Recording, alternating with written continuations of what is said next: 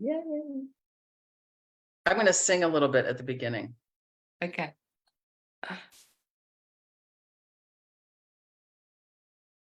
All right, here we are live. I'm going to sing a little bit. Oh, at the beginning. Here we go. Yeah, okay. So that was already live when I said that. Haha, very good. Right. That's the way it works. You're always live before you think so. This is the theme song to my work, Healing with the Blues. That's right, I'm healing with the blues. I've got nothing left to lose. That's why I'm healing with the blues. Such a pain inside. The love that's there for me, I have denied. I've never had the blues this long, this deep, this wide. That's why I'm healing with the blues. So I want to welcome everybody to this Zoom chat that we're having today. And we have Jude Evans and Sally Roberts here. I'm so glad to have you guys here. It's so fun to get to chat with you about this. And we kind of started chatting before we went live. So just so you know, we're already into it. And one of the things that we were talking about was why children aren't taught how to grieve in a way that is for them. Like we were talking about moving away from home, or your best friend moves, or you don't have that teacher that you loved anymore because she's in a different grade and now you're moving on. And so we don't really have a way for children to express that grief, because loss isn't just when someone dies. Loss of lifestyle, loss of a job, all of these things that I've mentioned happen to us as adults too. I mean, our friends move away. Oh, we're going to be snowbirds now. We're moving far away from you. You know, like, okay, well, I guess we'll never see you again. But it's, you know, we have this technology, so we don't have to be that far removed from people, but which is wonderful. But there's still a lot of grief work that could happen. And Jude, you brought up some interesting points about, you know, could we do it as an art form? Is there a ritual we can do that will help us move through that? And I'd love for you to just tell me what you were thinking when you thought of that. Yeah, hi everybody, I'm Jude. Around 6 years ago, I trained to be an end of life doula, and it was one of the most fantastic things I've ever done in my life. One thing in particular stood out at me, which is why I'm here talking about grief. We did a deep dive into the meaning of grief, what grief means, how it's expressed. But we were also asked to explore other cultures, and we had to choose 3 different cultures who had grief rituals. And I was aware of some rituals. I'm an avid reader, and I particularly love African grief rituals. And most of them center around women. So the grief that I looked at involved keening, which is a Scottish and Irish, and one in Africa, which also involved the whole process of, as soon as somebody dies, it's a cue to the women to start the whole process. And what really struck me was how we grieve in isolation in the West, and really grieving ideally should be a community response to an event that women in particular know instinctively, intuitively, if they haven't had past knowledge on how to recognize grief in other people, how to recognize grief, like we said, not just when somebody dies, but the processes that we go to when we suffer a loss, and we feel bereft of that loss, whatever form that loss takes. So for me, we really need to recognize the many forms of grief, and start to equip ourselves with tools and skills and knowledge of how we can transition through grief in a healthy, positive way. And if we can do that for ourselves personally, then we can also recognize that in other people.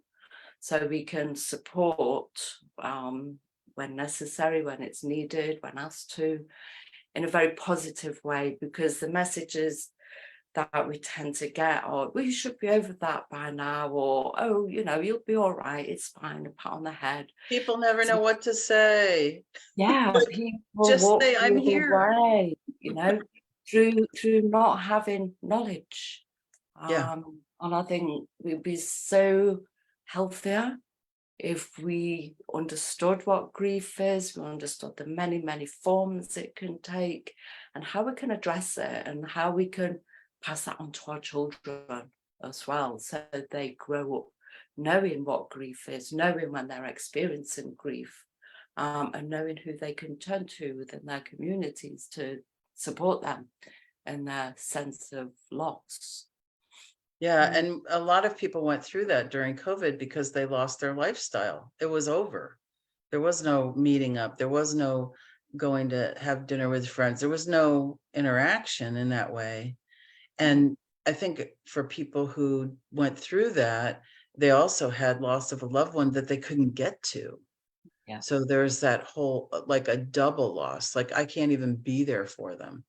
So that it's kind of like a pile-on situation. And Sally, I just thank you for introducing yourself, Jude. I was going to do that, and you kind of did it really well. Thank you. And that we have Sally here, who's owns a busy health clinic and has a wonderful managing superstar who runs it day to day, so she can go out and have fun playing tennis and be in her garden and enjoy her family. And I just wanted to ask you what your thoughts were about that, Sally. Hi, everybody. Yeah, actually, as you were talking, Jude, I was also thinking that, you know, for children, now we've become, the news, so-called, has become so ubiquitous that it's on in the background, and children are exposed all the time to massive world grief and collective grief that they can have no understanding of how to manage.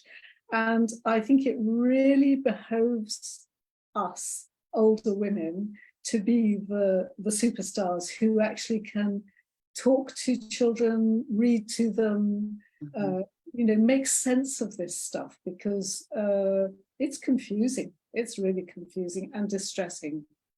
I remember when I was a child, they had just started telling us to, they were having nuclear bomb drills in school, and we had to go to the basement and sit against the wall.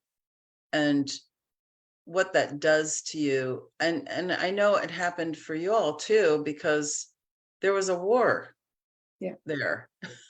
And you were getting bombed at that time, and back in World War II. But the idea that fear and that level of insecurity goes on and gets passed down through our vibration to our children too. So now they have it. Yeah. And it's been going on for so long, especially with regards to war. We're seeing that now. That sense of powerlessness that you're left with, particularly as a child. Right. And if at least you can teach a child to understand their own reactions and how to respond to what's going on around them, and maybe teach them that even though something they're seeing on the television, like a massacre in the States in the school, is not here, it's not in their front room, it's not in their school, and you know, they can be empathic, but actually I think we need to show them that because it's something they can do nothing about, they need not to take it into their cells, not to embody it. Yeah, and actually, one of the things that happens here is we have groups that are trying to get laws changed so that this can't happen, but people are becoming much more aware of mental health. Yes. And the fact that people who are ostracized, bullied, and isolated don't do well in society. And that's a problem. So what we're seeing now is more empathic, more empathetic children who are going out of their way. It's interesting to me that they still have this, there's this Hollywood idea that there's always a bully in every school and the bullies will get their comeuppance. That doesn't happen in every school. There are schools that teach how to diffuse a bully.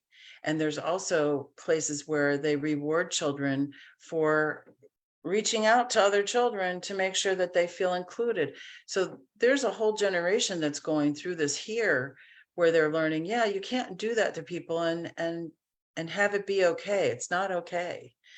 So I think we're getting, as much as it feels like it's not working, there is this undercurrent of working. One of the kids from the Florida school that was where people were shot and killed is starting a fund to help that generation go into politics.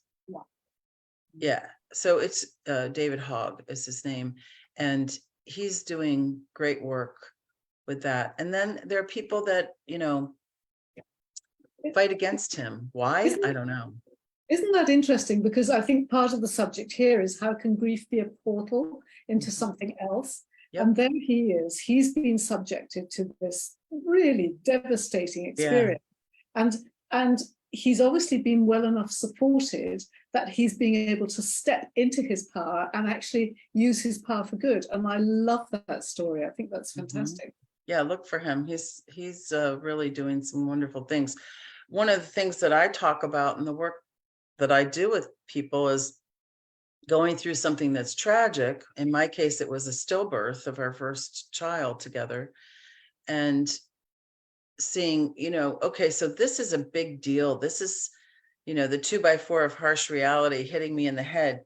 What am I supposed to gain out of this? Because if I really believe that everything happens to the highest good, okay, well, show me the good, because this is not good that I can see.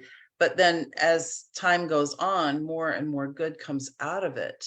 Like a conversation like this, where we're actually talking about what's most important to people who are suffering catastrophic losses. We have a hurricane in Florida right now. We've had fires in Hawaii and all over Canada and the Northwest. And it's just, there's so much going on. We have to be able to be in touch with our feelings. You can't suppress your feelings anymore. And I feel like this may be the reason why it's all happening. That if I look at the big picture, people are being put through the ringer because we're squeezing out all the stuff that's keeping us from connecting with each other in a really meaningful way. Those walls have to come down. If we're gonna, I put up a post the other day in LinkedIn, and it was a beautiful video of 1,500 drones as a dragon flying through the sky. Computerized drones, absolutely beautiful, amazing technology. It's the same creative force, the same creative power that is the same as the healing power that we have. So if we can do that with technology, let's bring our awareness, our emotional awareness up to that level too. Why not? I mean, what have we got to lose? I agree. My mum, who was born in 1916, always used to say to me, every generation needs its war. And the reason she said that was because it brought people together.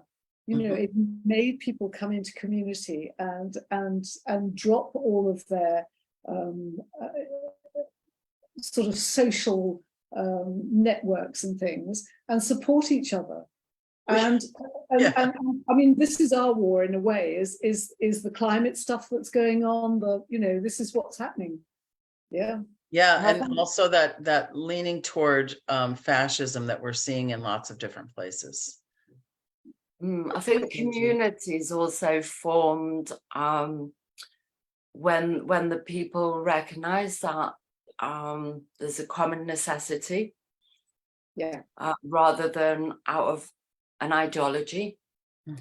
And the common necessity, I think, is so many people now are kind of watching the old world burn, and that carries a huge amount of grief with it. However, like you said, it's almost like a phoenix rising from the ashes. You know, from that grief, we can rebuild a parallel world, a world that we choose, a world that we want to live in. Yeah. So in that sense, to go through the process of the dying, the grief, the rebirth, in order to create something much, much better, much more conducive to humanity, and create a system that works for humanity rather than humanity working for a system that doesn't serve them or It's no not longer. sustainable, as we're seeing. It's totally unsustainable.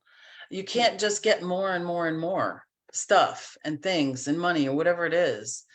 There has to be some kind of harmony that happens, and you know, we're seeing it. Like you said, you have to really, I think people have to really look at the big picture, not just this small one that I mean, yeah, there's losses going on for sure with people.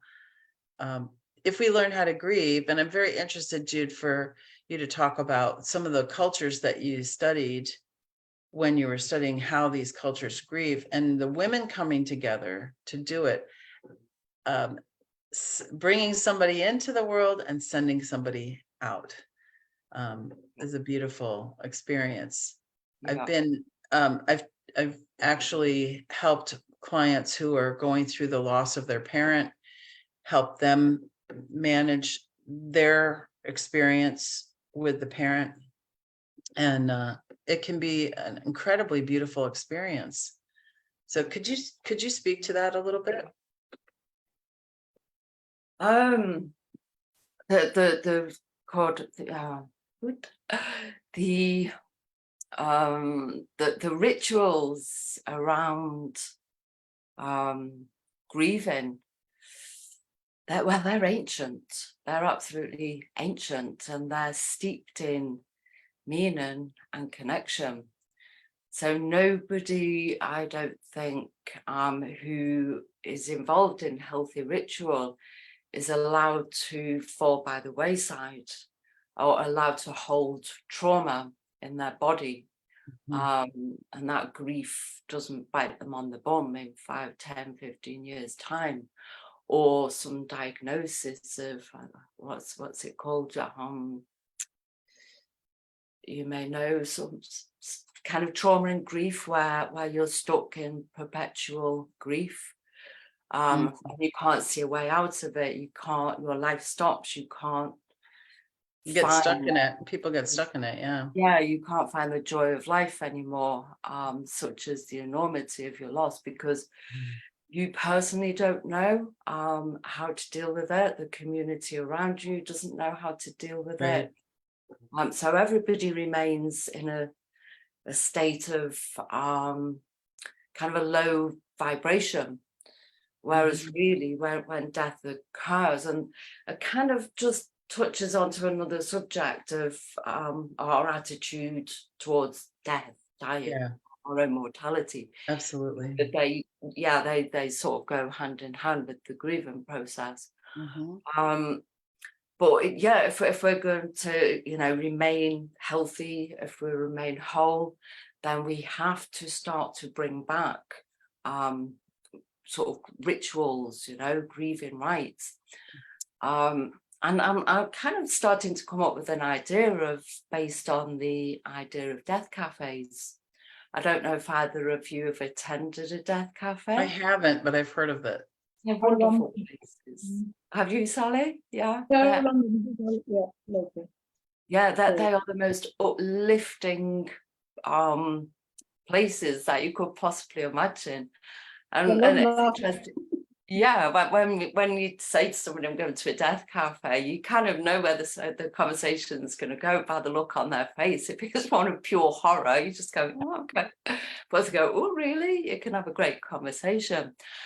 And they're not grief cafes, they are death cafes to explore anything under that infinite subject of death. But we could have grief cafes as well. Absolutely. Where people come to explore the whole subject of grieving in whatever form it takes, and through just through little acorns, mighty oaks can grow, because it's needed. It's needed. You know, if we're going to rebuild our society in the ways that we want it to be, then we need to be strong. We need to be robust, and we need to know our stuff, you know.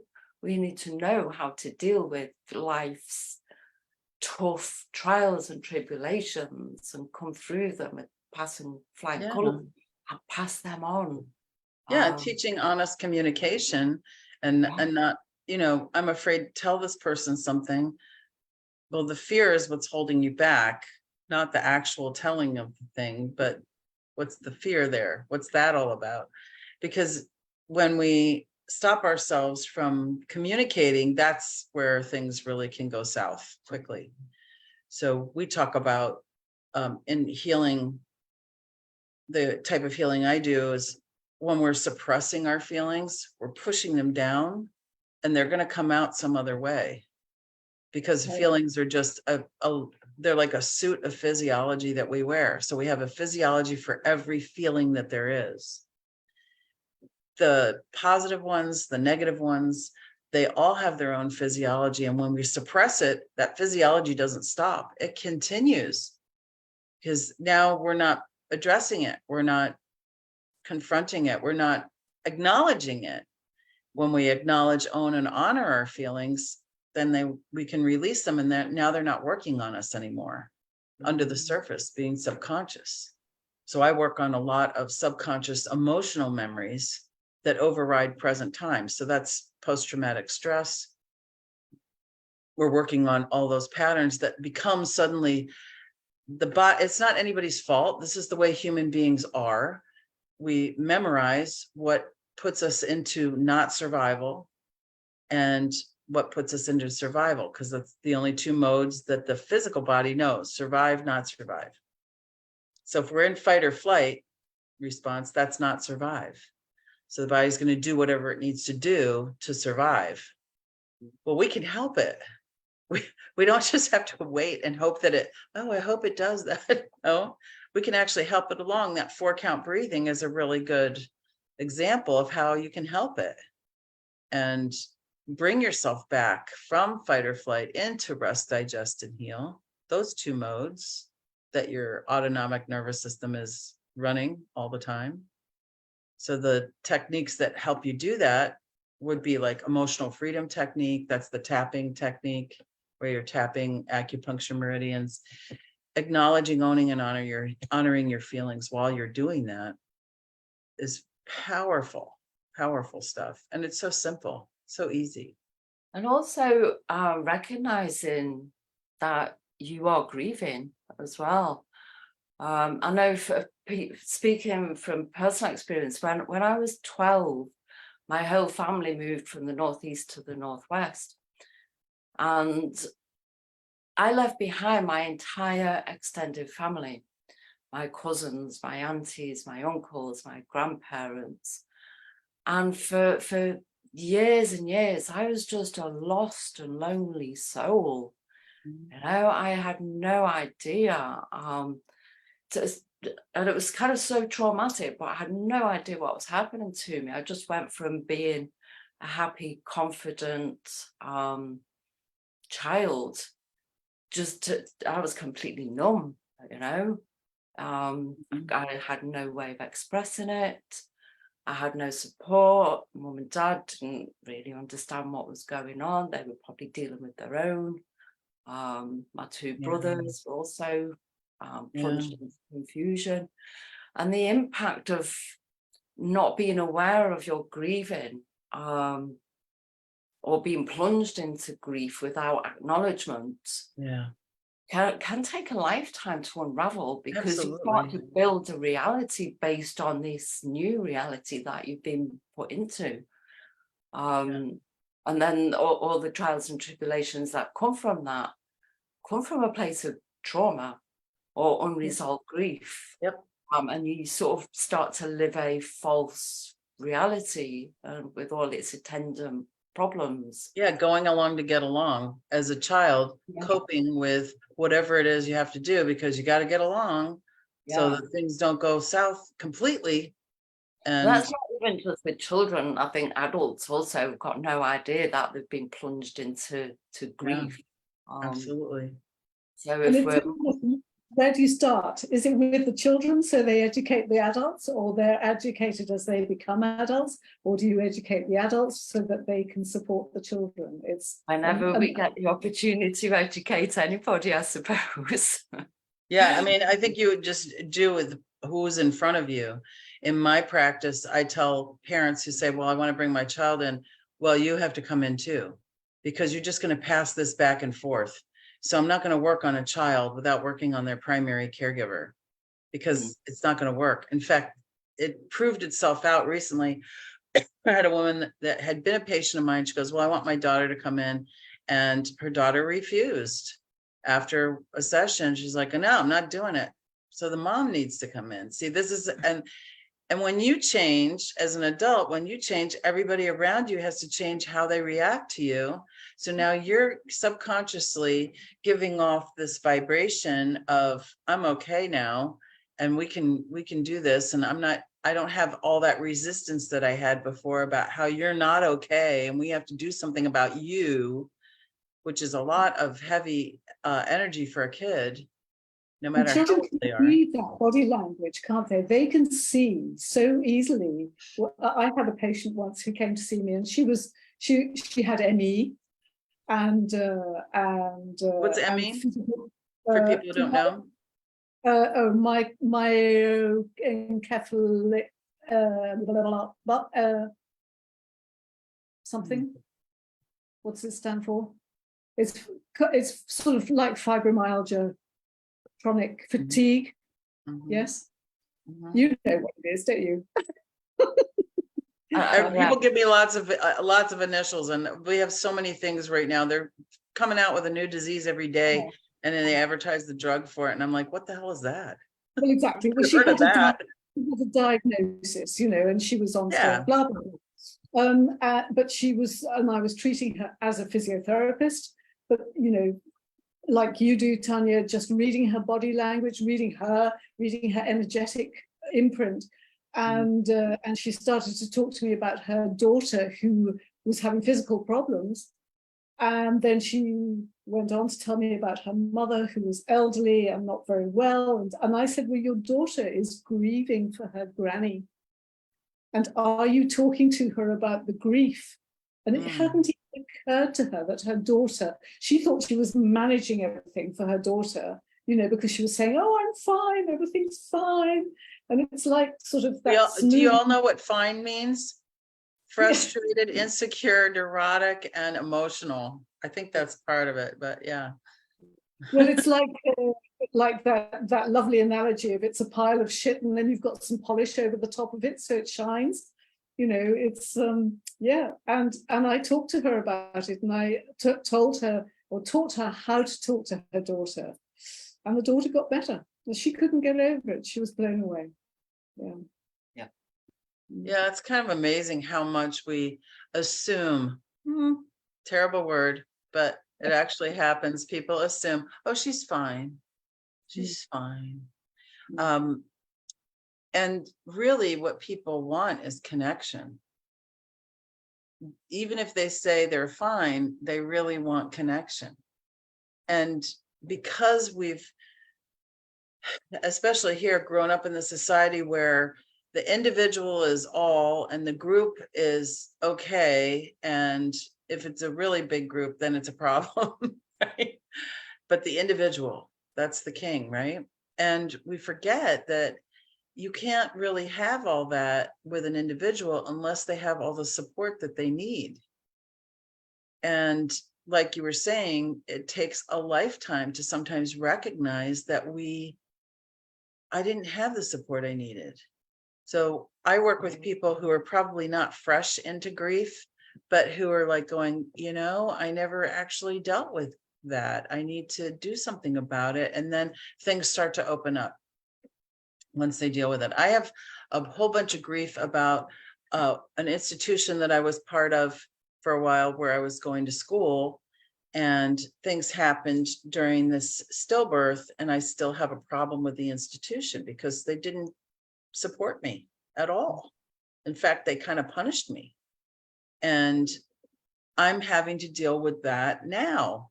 And it's, been a long time, but it's still, there's layers that come up. So it's not that I haven't done anything about it, obviously, but sometimes new layers show up and then it's ready to be healed. So I think people want to remember too, that it's not just a one and done kind of thing. There are new layers of situations that have happened in your life that you suddenly go, oh, I need to deal with this again. Gee, I thought I dealt with that. Well, you did when that layer showed up. But you have to remember there's more there. That's why I say the darkest, deepest tragedy is also a well of blessings. You got to go in there and look for it. You have to go in there and see. There's a great saying called seek and you'll find. So what are you seeking? Are you seeking to suppress what you felt? Are you seeking to be free of it? What are you seeking? And so as you're deciding what you want to look for, it starts showing up. And then we have conversations like this that can help so many people, because this is going to go on YouTube and you all have to share it so people know that there's people talking about this stuff.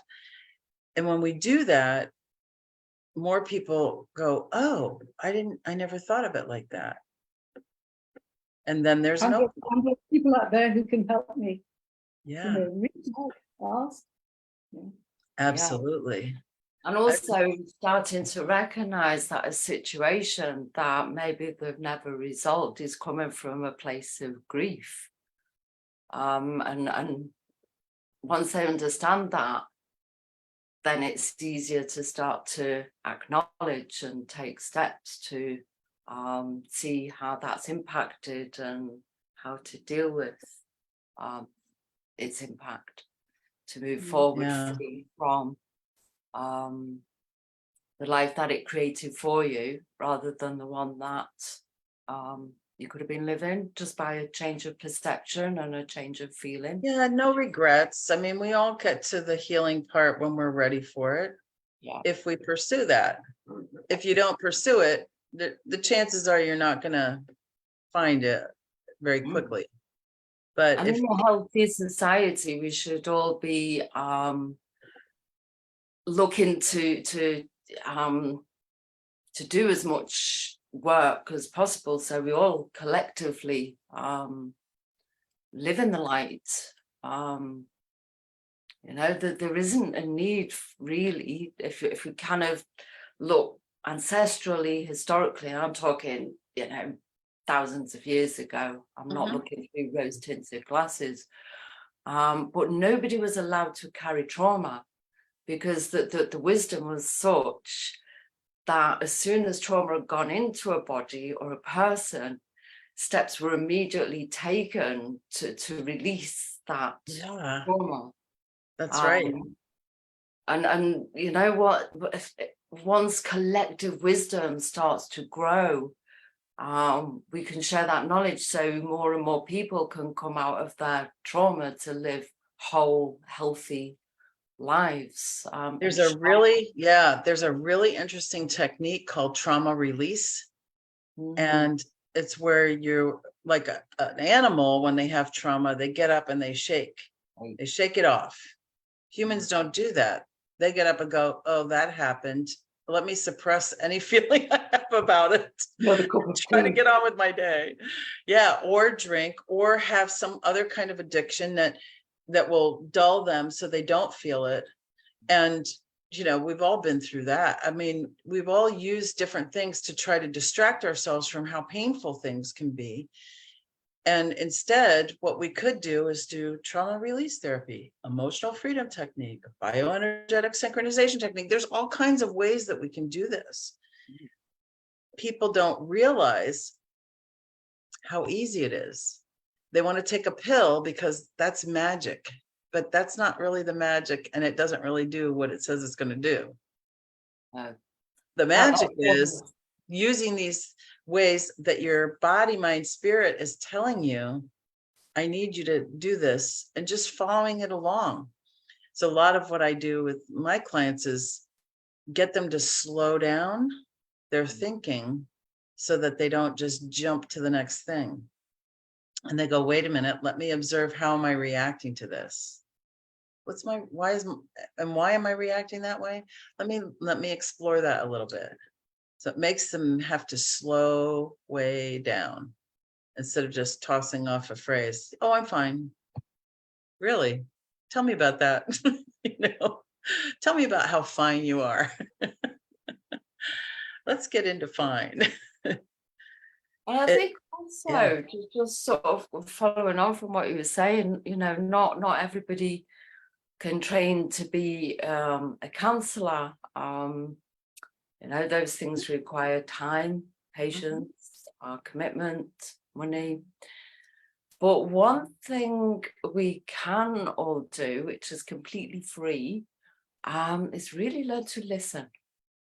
Really, really start to tune in to the whole concept of listening. You can pick up very easy information just from a book, but once we can develop our own listening skills, we don't need to be able to offer sage advice. We can just simply listen, because people then go into a self-curing mode as they start to talk about what's coming up.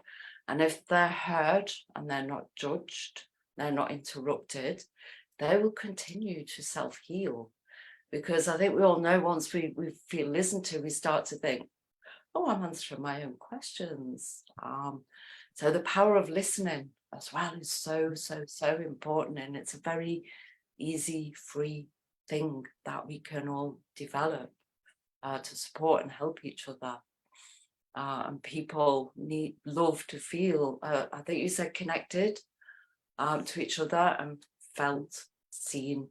And connected to source too, because when you're connected to source, you can do something like automatic writing, where you meditate on a question, you write it down and ask for the answer and see what comes in, and just write it out. And you'd be surprised at how amazing the answers are. And you're creating that answer. You're being the vessel for that energy that is of creation, that energy that's in every cell, molecule, and atom, and all the space in between that's running us right now. That energy has all the answers that we would ever need. And our unconscious mind has all the answers, actually. And sometimes that's how I work, is I ask the questions. And I don't need to know the answer, because once I've asked you the question, your unconscious mind will give you it. Unconscious, superconscious, source energy, it's all what we're talking about. That's the healing power that we have always within us, in every cell. We're a self-healing mechanism. I mean, if we weren't, you'd see all the scars from the paper cuts I've ever gotten, right? We don't see those. If we weren't, go ahead. Just going back a little bit to how death can be a portal to something else. Just very briefly, my mum died very prematurely when she was 76. Her mother died at 91, her brother at 93. You know, I was expecting her to last for at least another 20 years. And she popped her clogs, having had cancer. And I grieved for her for 10 years. I mean, I'd go and see my homeopath and she'd say, "How are you, Sally?" And I would be a puddle on her floor.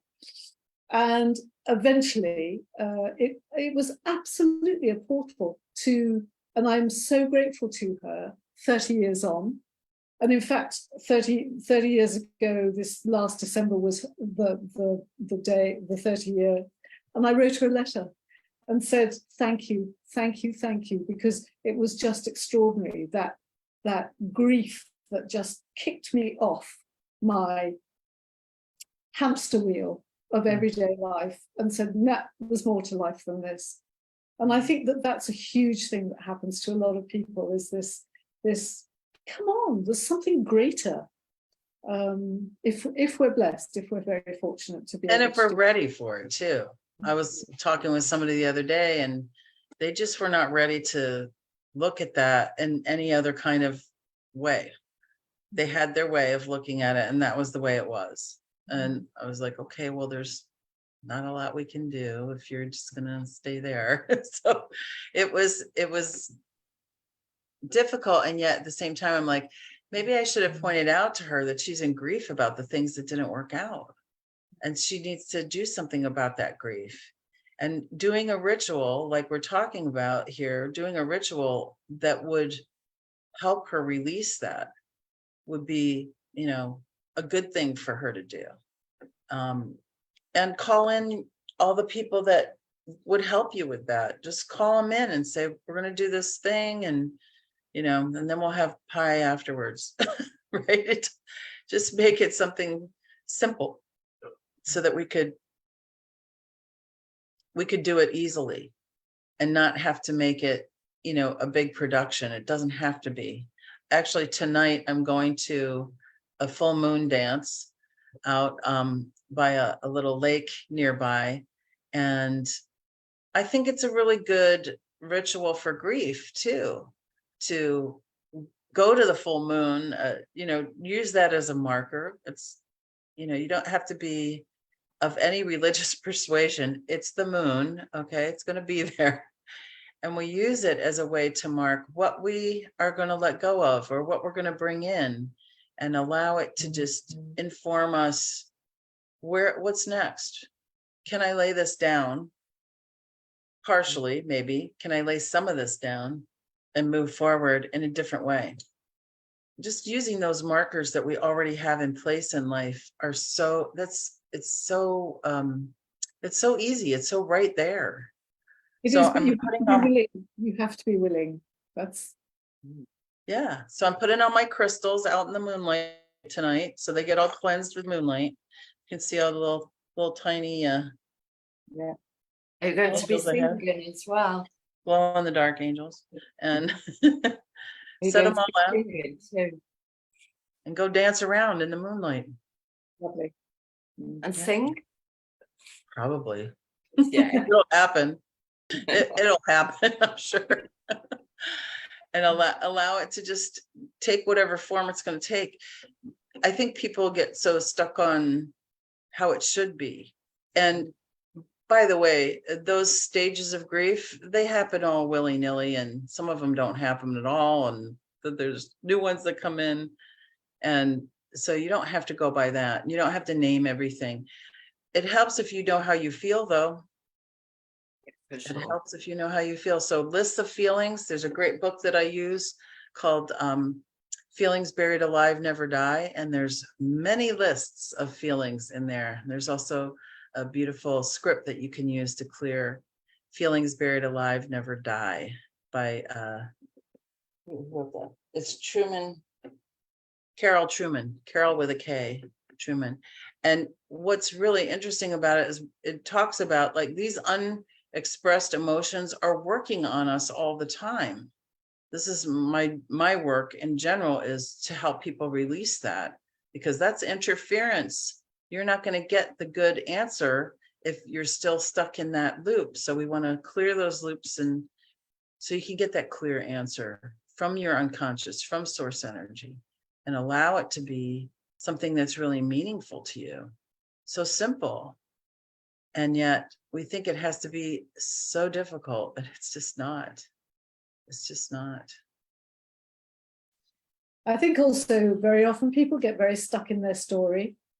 You were saying, Jude, that you know, if you listen, people can start to heal.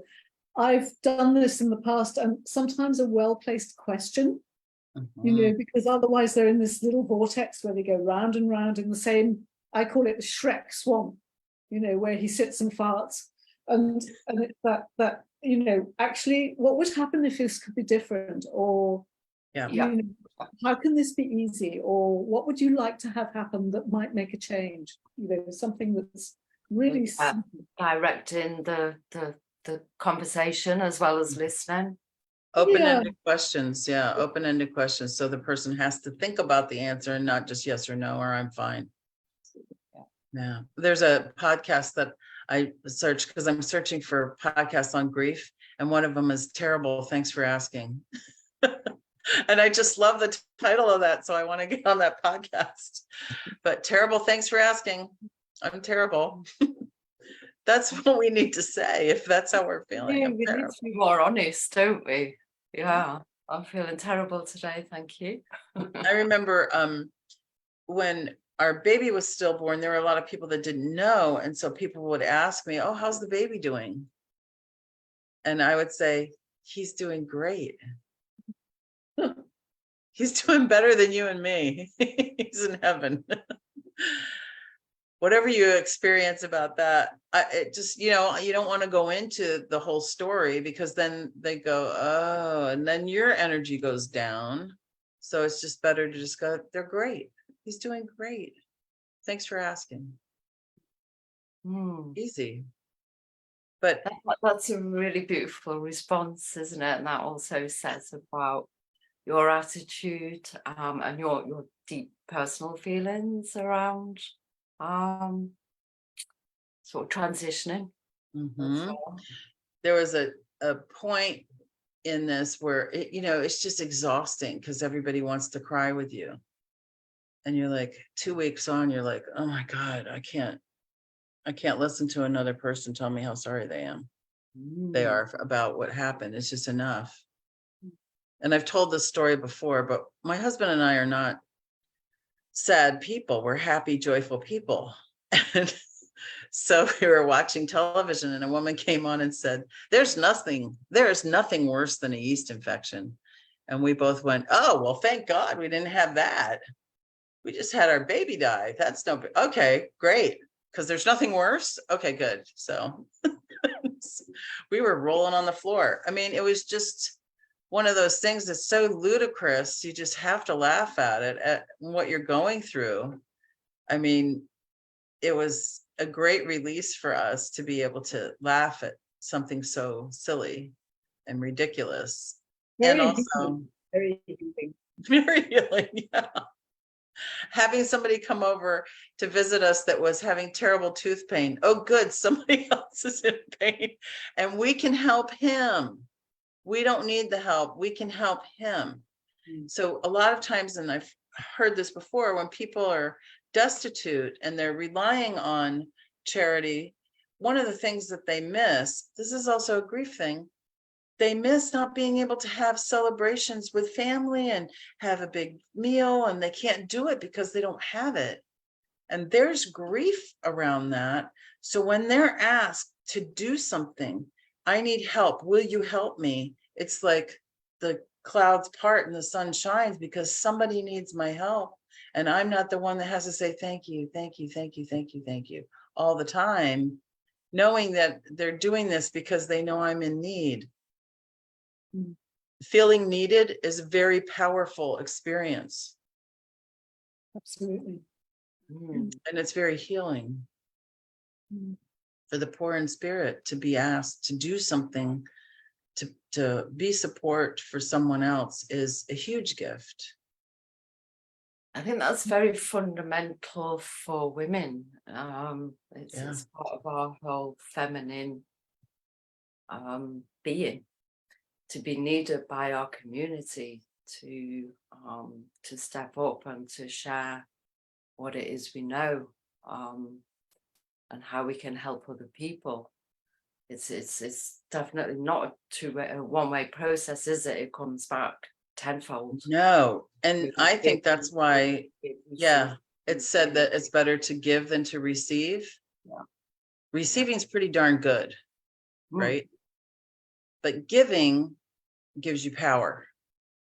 it doesn't just leave you bereft or less than, it actually gives you power. So we also have to watch out for people who constantly give, because what are you trying to make up for? Right? Are you trying to be good so you'll be loved and accepted? Are you trying to distract yourself from what you really need to be giving to yourself? People who are constantly volunteering for things, I have to tell my sister, put your hand down.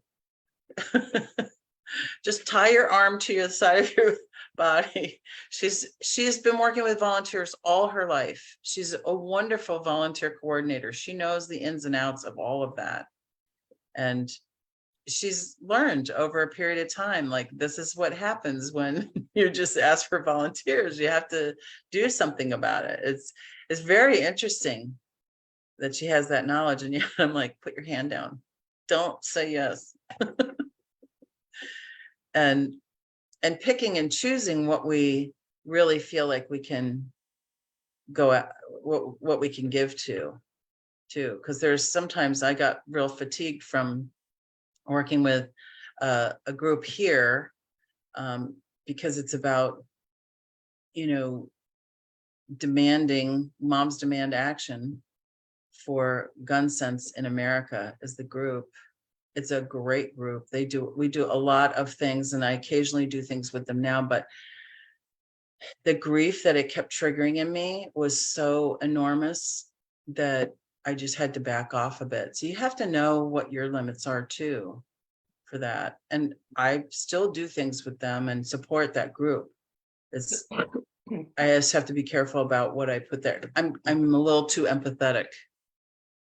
Just a little bit too much. Support them energetically without having to actually be right there. And exactly. Yeah. It's what I call being selfish.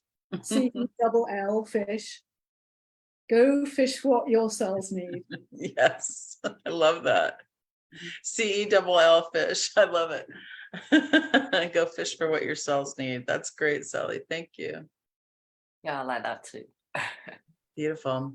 We're coming to the end of our time, and I just wanted to know if there was something that you wanted to share with people that are going to watch this, that you would like a gift or a thought like that was beautiful, that you really wanted to make sure that we talked about today. I think we've covered quite a lot in a huge subject, but I think for me it's maybe a little bit more determined to take the prospect of a grief cafe into my local community, just to see if there are people who would come, and it's a way into exploring with the community how we can address this collectively, because I can sit here on Silver Tent TV and I can talk about teaching the children, teaching the community, and then switch it off and do nothing. But I feel really encouraged after the conversation to go out there and go, hey guys, let's talk about grief. Let's explore the subject. Let's see if we can help make a difference in our community. Living in a village, that is quite a very real prospect. That we could do that. If I was living in a city, it would all be quite lost. Well, yeah, that brings up this comment that we have from Lorna, that she says the war is within us. Inner conflict, when we address it there, it stops. So yeah, exactly. So yeah, for me, I think what my little takeaway is to keep exploring the subject and keep bringing it into the consciousness. And yeah, I'll let you know if I start a little grief cafe. Wonderful, thank you. I just wanted to read a couple more comments that we had. We had a comment that about emotional intelligence. I feel we have not been guided with this part of ourselves to regulate and use it with grief and shake it out from our bodies. Yeah, that's absolutely what we're talking about. And also ME, myalgic encephalitis. Yeah, that's correct. Thank you. Yeah. For me, it's really interesting because I know if I feel grief, and I did this week at one stage, my heart actually aches. I can feel my heart aching, but now I've learned to pay attention to it. And I would just encourage anybody to just stop and breathe and just feel what your body is saying to you, because that is such a wonderful feedback loop. And you don't need to do anything. Just put your hand on the bit of you that is hurting and soothe, self-soothe. And I think part of what we've talked about is maybe giving people the language. You know, it's not in common usage. So maybe now we can start to really open up the emotional intelligence and the language around grief. And it's okay. It's okay. So on that note, Sally, and it is okay, we have in this country, the leading cause of death in women is heart disease. And why? Why would that be the leading cause? Heartbreak. Because we're heartbroken, because our heart breaks for people we don't even know. And the heart has more electrical energy and is the first thing that starts to use electrical energy separate from the brain. That's why you can be brain dead and still be alive. So I'm going to tell you something that I teach in every class. Hug each other on the left. Bring your hearts together. And the reason why you do that is because it will feel actually different. You hug your friend. Okay, you could practice with a friend or a loved one. Hug them on the right for 10 seconds. Everybody goes toward the right. Mostly everybody does. And then push them away from you and say, it's really good to see you if you're with somebody. And you don't have to tell them what you're doing, and then bring them in on the left. And then hold that for 10 seconds. And what you're going to find is that person starts to melt. They just melt. Or they're really super uncomfortable. But they're not a hugger. When I would do this in class, I'd say, who in here is not a hugger? Okay, you guys stand in the back, because we're all going to be hugging each other. You can either get in on it or you don't have to. But I would suggest that if you're not a hugger, you try this and see. See if it works for you. Treat yourself. Yeah, why not? There's a way for you to step out easily. Yeah. So what we do is put your hand over your heart, put both hands over your heart. You can do it right now and just say, I love being me. I love being me. I love being me.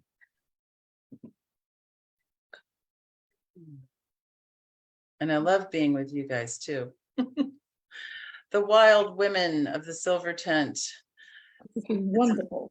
Awesome thing. I didn't sing very much today, but I'll tell you, I have a couple of announcements. I'm going to be performing at the Mississippi Valley Blues Festival in Davenport, Iowa in September.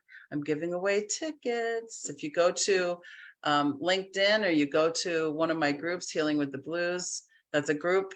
There's also a page, there's also a website, but if you go to the group, you'll see some videos that I'm putting up and you can win a ticket. If you want to come over here and see what the Mississippi River's all about, it'd be great. I'm just so honored to be with you today, and just thank you so much for your beautiful knowledge and sharing, and your wonderful open hearts. Thank you so much. Great pleasure. Thank you. Many blessings. We'll do it again. Let's do it again. All right. Take care. Bye, everybody. Oh, let's see here.